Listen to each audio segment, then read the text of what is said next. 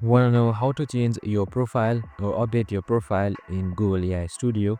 Well, no worries. In this video, I'm going to show you an easy step-by-step guide on how to do it. It's super simple, so let's get right into it.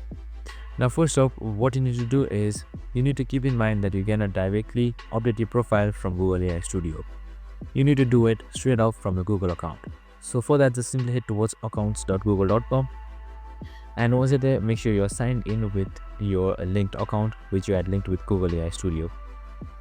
Now right here, select personal information.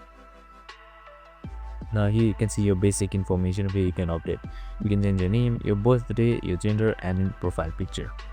And that's it. Once you've selected it, you can just simply save it, and there is also your contact information shown.